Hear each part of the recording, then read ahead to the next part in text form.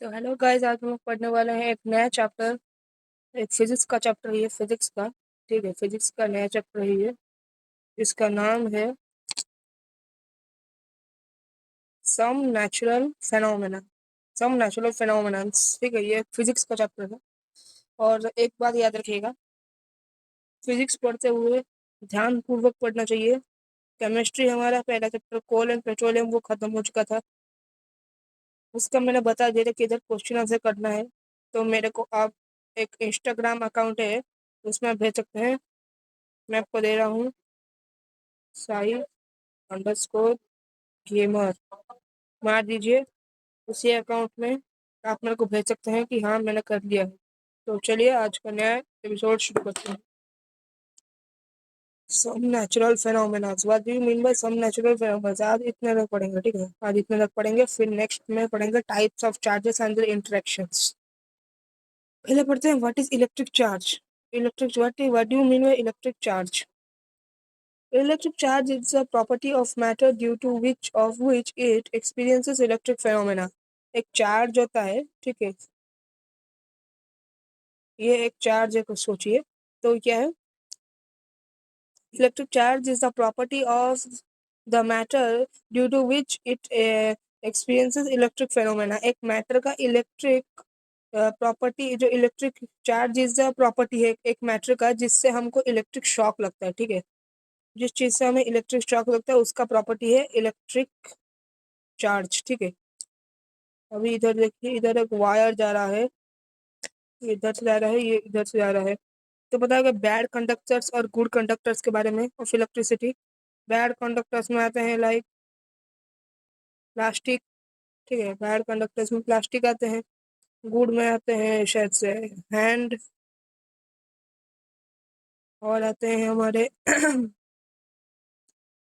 और नहीं, plastic good conductor है, एक्चुअली प्लास्टिक गुड कंडक्टर है। रबर बैड कंडक्टर है, इसलिए बहुत सारे इलेक्ट्रिशियंस रबर पहनते हैं। तो rubber is a bad conductor of electricity.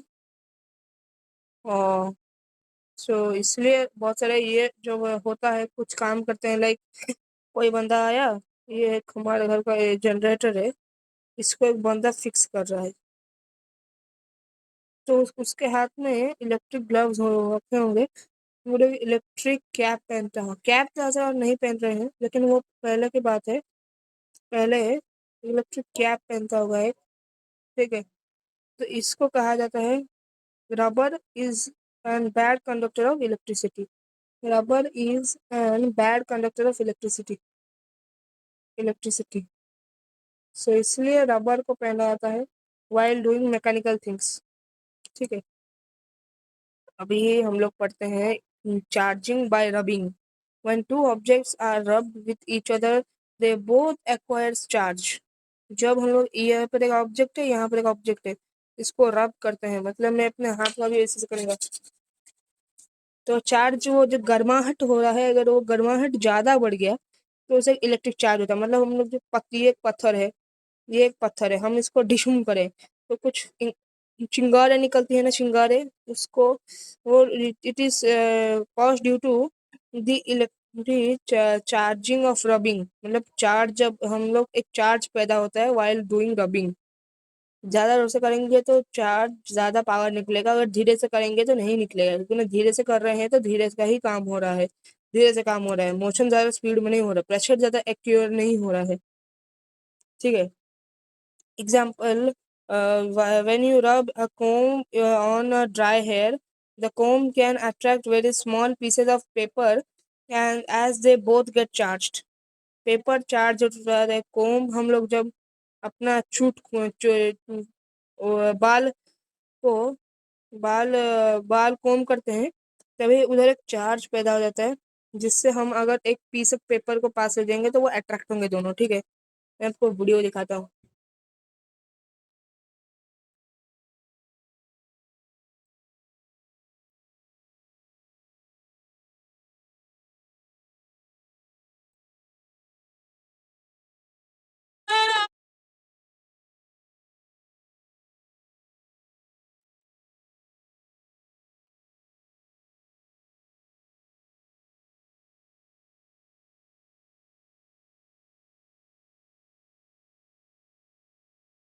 देखिए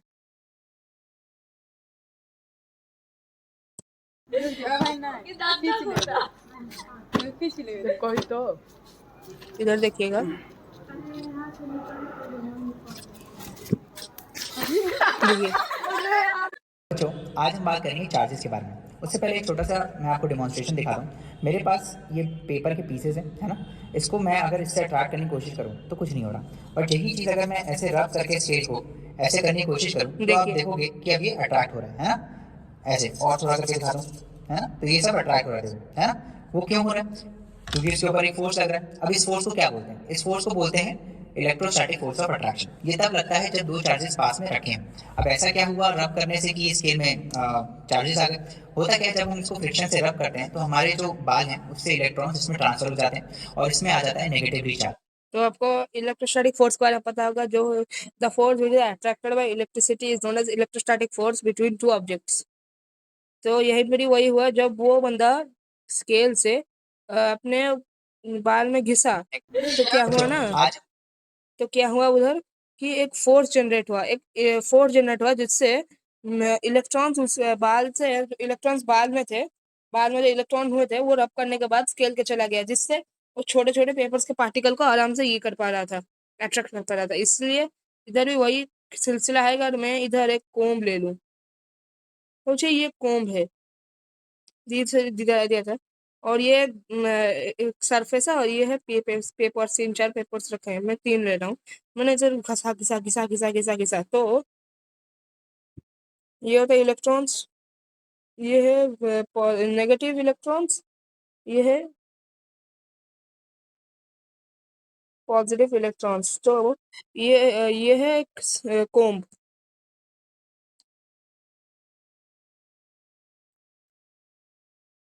ये है कोम्ब। तो जैसे घिसेंगे तो इलेक्ट्रिक इलेक्ट्रॉन्स इसके ऊपर अट्रैक्ट हो जाएंगे, जिससे एक फोर्स बनेगा, जिससे अगर आप किसी भी पेपर के पीसेस को ले लीजिए, पेपर पीस, ये पेपर है छोटा सा, अगर आप इसके आगे दिखा दिया तो पेपर अट्रैक्ट होंगे, क्योंकि ना दोनों के पास होंगे same amount of negative electron, जिससे वो दोनों अट्रैक्ट होंगे पास पास में, और एक फोर्स पैदा होगा जिसका नाम है इलेक्ट्रोस्टैटिक फोर्स। ठीक है।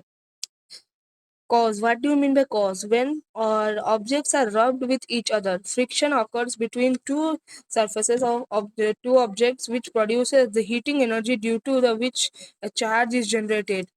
बोला था मैंने। Cause का मतलब क्या है?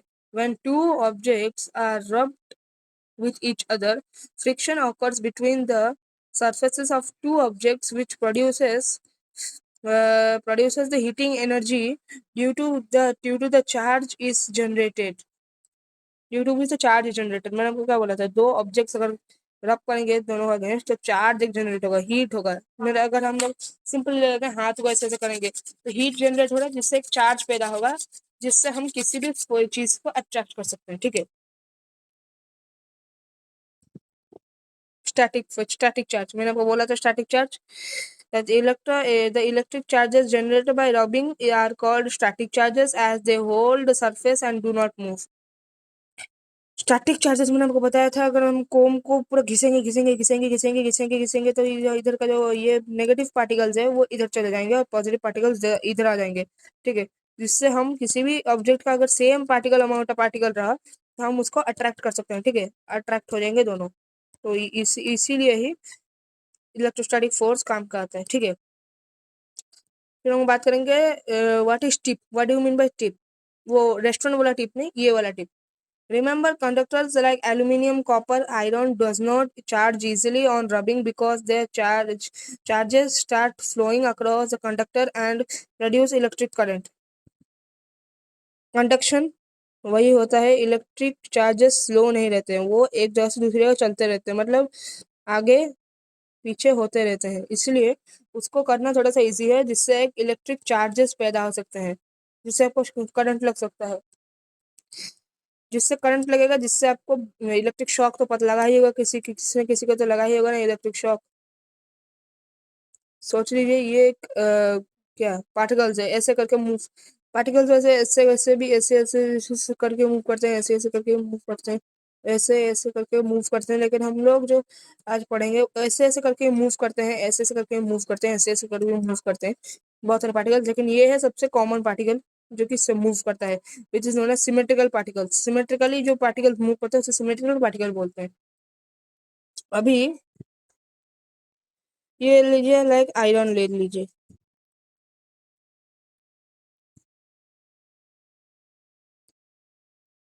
आयरन आयरन क्या करेगा ना, अगर हम इसको पूरा मतलब जोर से ये करेंगे तभी जाके थोड़ा सा फोर्स कम होगा और वो पास पास आना, दूर दूर जाना बंद करेंगे। ये कॉन्स्टेंटली फ्लो करता है, this always flow constantly, never stop flowing.